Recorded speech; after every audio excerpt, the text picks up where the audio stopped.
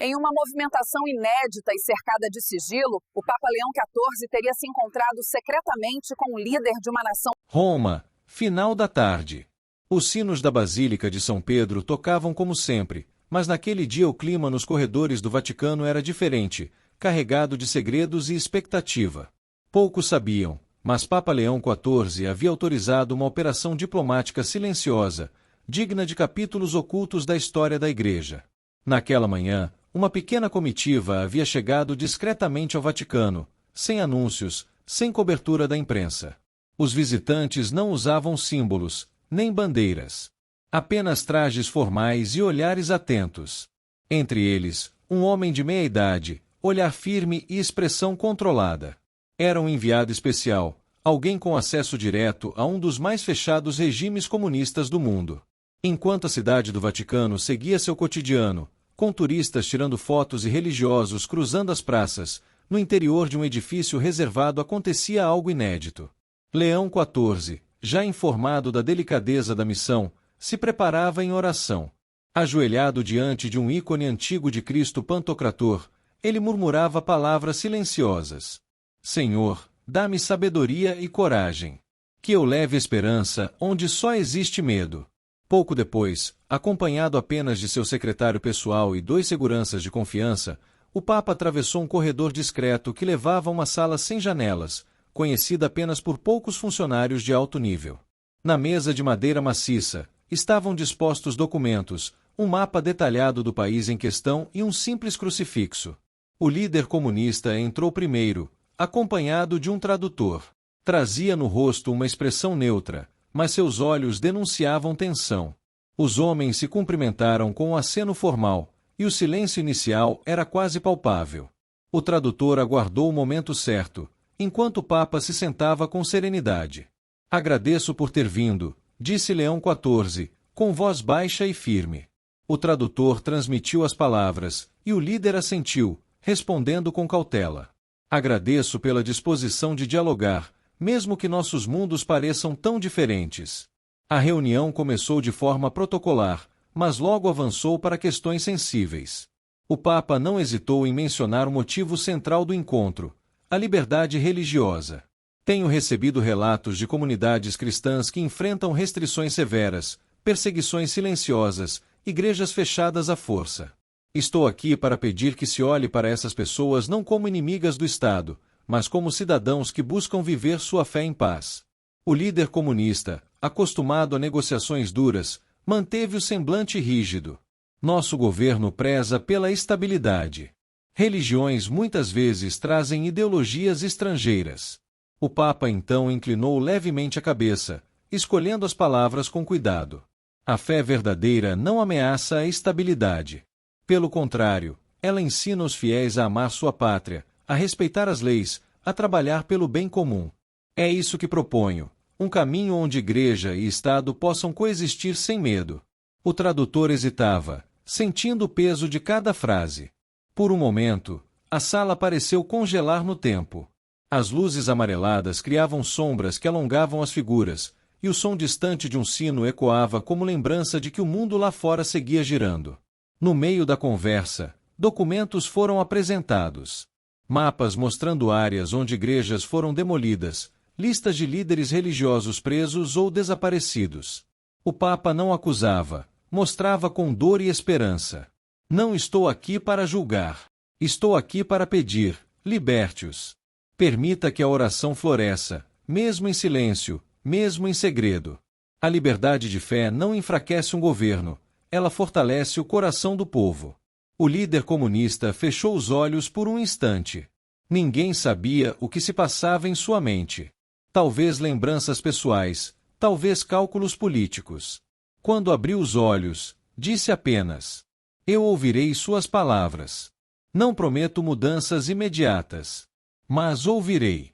Esse pequeno gesto foi suficiente para que o Papa percebesse que uma porta, ainda que mínima, havia se aberto.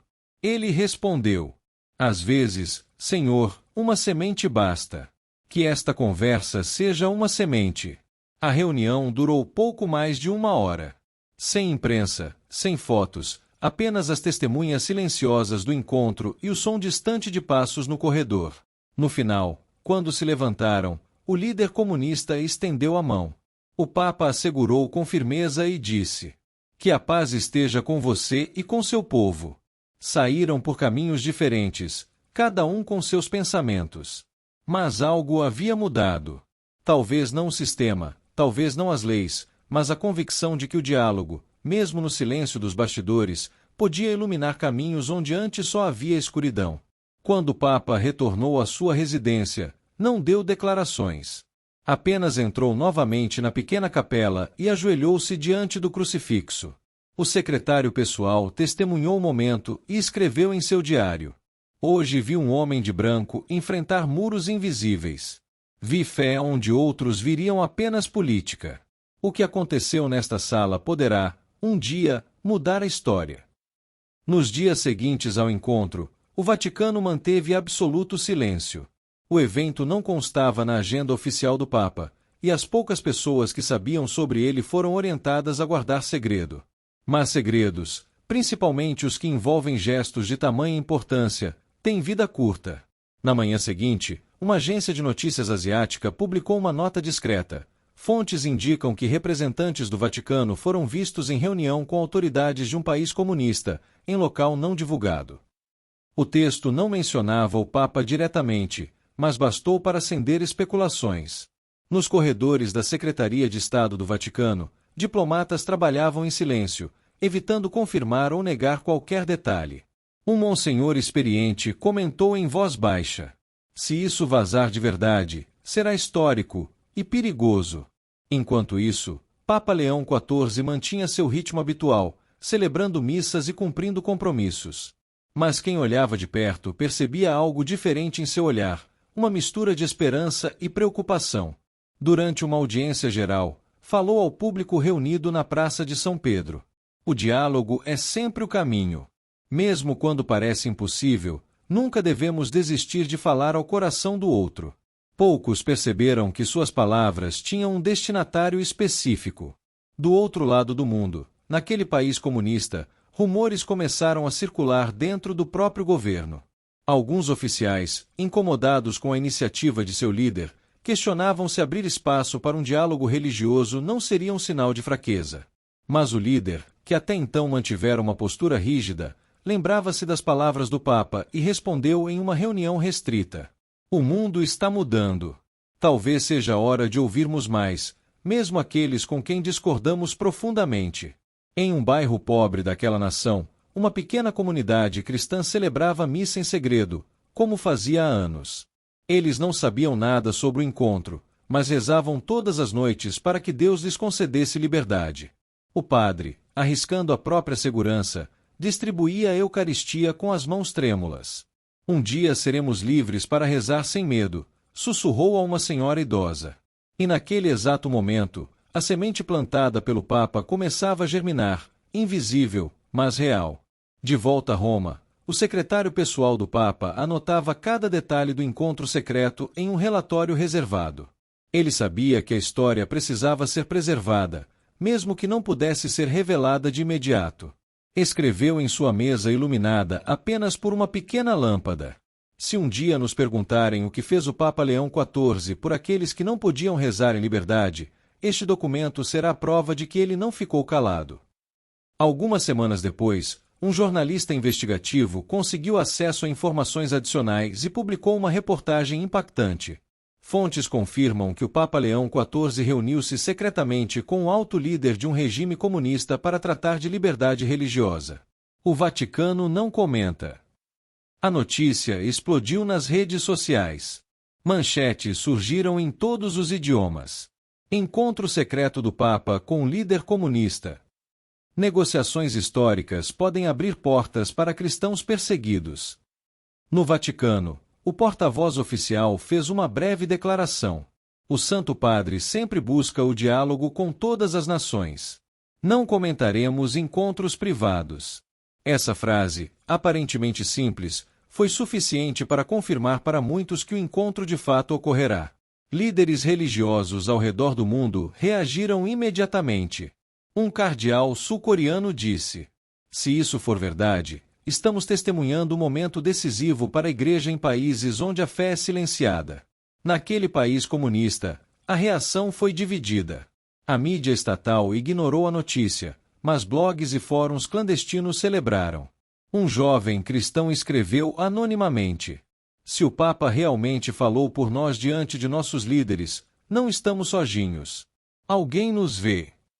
O líder comunista, por sua vez, começou a refletir sobre os riscos e oportunidades do encontro. Em conversas privadas, disse a seus conselheiros: "O Papa não veio exigir. Ele veio pedir com humildade." Isso mexe com qualquer homem de consciência.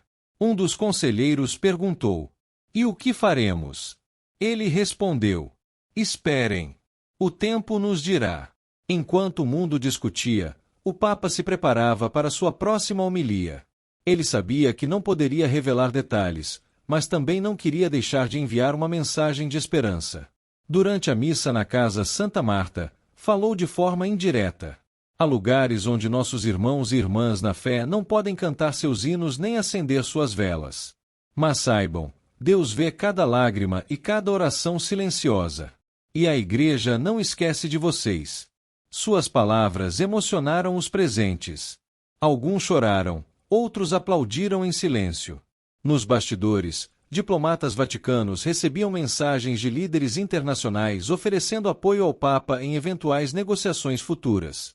Um presidente europeu escreveu: "Santidade, se precisar de interlocutores, conte conosco. A liberdade religiosa é um direito inegociável." No final daquela semana, uma reunião extraordinária foi convocada no Vaticano para analisar as consequências do encontro secreto. Alguns assessores alertaram para os riscos. Se o regime descobrir que detalhes vazaram, pode haver retaliação contra os cristãos locais. O Papa respondeu com firmeza: "Temos que confiar na providência e continuar trabalhando com discrição. O que fizemos não foi por política, mas por amor ao Evangelho." E assim, enquanto o mundo especulava, uma rede silenciosa de oração se formava. Mosteiros em vários países começaram a dedicar horas de adoração pedindo proteção aos cristãos perseguidos e sabedoria para os líderes envolvidos. Freiras enclausuradas no interior da Espanha passaram a rezar diariamente pelo líder comunista que apertara a mão do Papa. Um monge na Áustria escreveu em seu diário: "Hoje, mais do que nunca, acredito que a fé pode atravessar as fronteiras mais fechadas." O impacto do encontro, mesmo não oficializado, já era profundo. Não se tratava apenas de política internacional, mas de esperança plantada em corações que há muito estavam acostumados ao silêncio forçado. O gesto do Papa mostrava que, mesmo na escuridão, alguém se dispunha a acender uma pequena luz. Dias depois, enquanto as especulações cresciam, o Vaticano começou a receber cartas de todas as partes do mundo. Algumas eram de apoio fervoroso, outras traziam preocupação com possíveis consequências. O Papa Leão XIV lia muitas dessas mensagens pessoalmente durante as noites silenciosas em sua residência, refletindo sobre cada palavra. Uma carta vinda de uma comunidade católica clandestina no próprio país comunista dizia: "Santo Padre, ouvimos rumores de que o Senhor falou por nós. Não sabemos se é verdade, mas só essa esperança já nos dá força para continuar rezando." Essas palavras tocaram profundamente o Papa. Ele levou a carta até a pequena capela particular e a colocou aos pés do altar, como uma oferenda silenciosa de fé e coragem. Enquanto isso, diplomatas do Vaticano buscavam formas de transformar aquela reunião inicial em algo concreto. Houve discussões internas sobre enviar um emissário oficial ou organizar uma nova rodada de diálogos em território neutro. Um cardeal experiente alertou: "Santidade, devemos avançar com cautela. O regime é imprevisível e pode usar o encontro para ganhos políticos próprios." O Papa respondeu calmamente: "Não importa como o mundo interpreta. O importante é que vidas sejam poupadas, que comunidades possam rezar sem medo." Na imprensa internacional, o assunto ganhou novas camadas. Um respeitado analista político escreveu: "O gesto do Papa Leão XIV pode representar a maior tentativa de aproximação diplomática da Igreja com regimes comunistas desde o século passado. A história nos dirá se foi um ato de coragem ou de risco calculado." Nos bastidores do país comunista, o líder que se encontrou com o Papa enfrentava pressão. Alguns membros de seu círculo íntimo o acusavam de fraqueza por ter aceitado a reunião. Outros, mais pragmáticos, enxergavam uma oportunidade de melhorar a imagem internacional do governo. Em uma reunião restrita, o líder afirmou: "Eu vi sinceridade naquele homem. Não era política barata, era algo maior. Talvez devamos considerar pequenas concessões, ao menos para reduzir as tensões internas." Enquanto essas discussões ocorriam, a notícia do encontro chegou às comunidades católicas de países vizinhos. Em um vilarejo remoto, um padre disse durante a homilia: "O Papa carregou nossa voz aonde nós nunca poderíamos chegar. Que Deus o proteja." Na Cúria Romana, um dossiê começou a ser montado com relatos de abusos, estatísticas e propostas de soluções diplomáticas. Os especialistas do Vaticano sabiam que precisavam apresentar ao governo comunista algo concreto, garantias de que a liberdade religiosa não significaria desestabilização, mas sim fortalecimento moral do povo. Enquanto isso, Papa Leão XIV decidiu incluir discretamente, em suas catequeses públicas, temas ligados à liberdade de consciência. Sem mencionar países ou nomes, disse em uma audiência geral: "Nenhum ser humano deve ser forçado a esconder sua fé como se fosse um crime. A liberdade religiosa é um direito fundamental dado por Deus." As palavras repercutiram, e muitos entenderam o recado.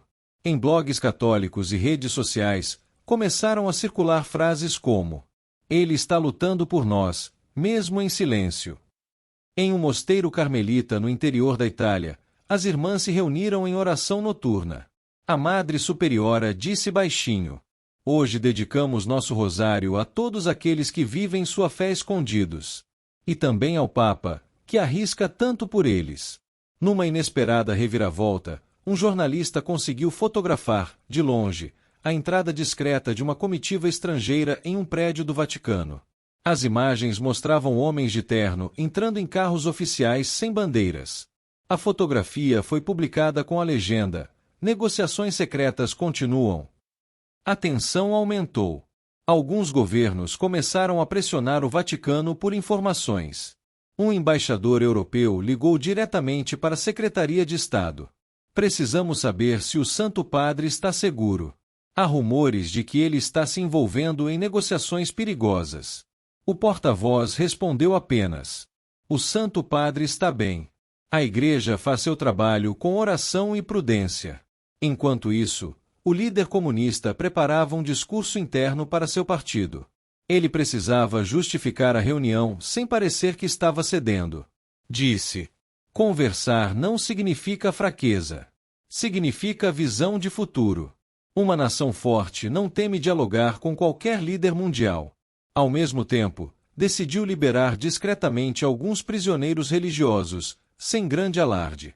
Uma pequena lista de nomes foi assinada e, poucos dias depois, homens e mulheres que estavam presos por motivos de fé foram libertados. A notícia chegou ao Papa em um bilhete escrito às pressas por um bispo local: "Santo Padre, hoje 3 padres e 2 irmãs foram soltos.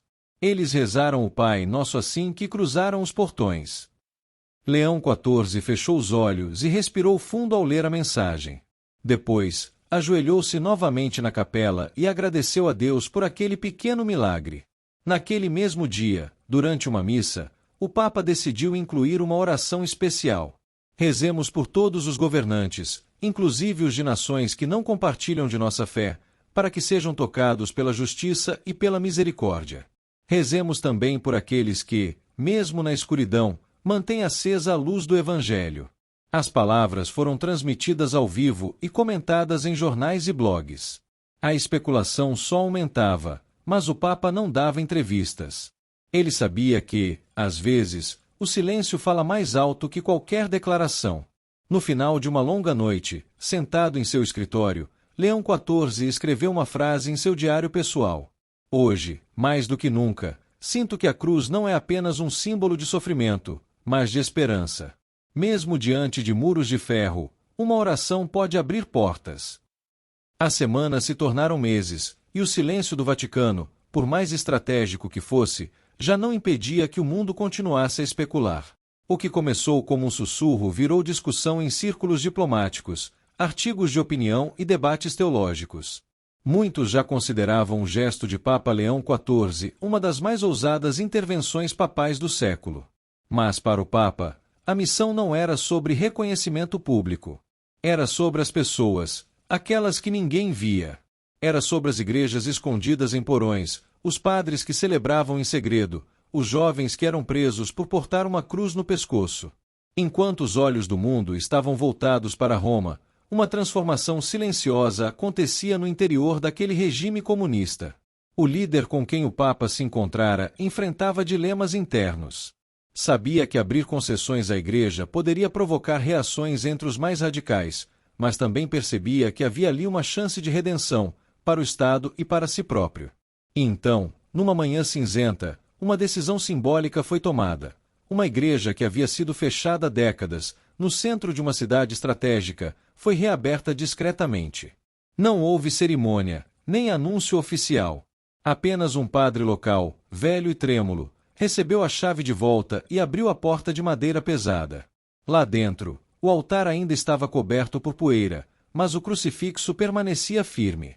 No Vaticano, a notícia chegou em forma de um bilhete manuscrito, enviado por um diplomata que preferia não se identificar. Ela está aberta novamente. Não é muito, mas é real. Papa Leão XIV recebeu a notícia em silêncio. Estava em sua biblioteca, lendo os escritos de João Paulo II sobre o papel da fé nos regimes totalitários.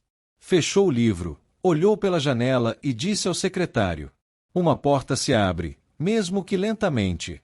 E quando Deus abre uma porta, ninguém a fecha." Dias depois, uma segunda decisão foi tomada. Uma nova rodada de diálogo seria organizada em território neutro. Pela primeira vez, representantes oficiais daquele país comunista se reuniriam com uma delegação vaticana em Genebra, sob mediação internacional. A Igreja propôs um acordo: liberdade de culto em espaços privados, liberação de encontros religiosos com até 20 pessoas e autorização para formar seminaristas sob supervisão do Estado. As negociações foram difíceis. Cada vírgula era debatida com cautela. Mas, ao final de uma semana, um pré-acordo foi assinado, não publicamente, mas com validade oficial. Era o início de um processo de abertura, ainda frágil, mas inédito. Ao saber da assinatura, Papa Leão XIV celebrou uma missa reservada na capela particular. Estavam presentes apenas alguns cardeais, diplomatas e religiosos de vida contemplativa.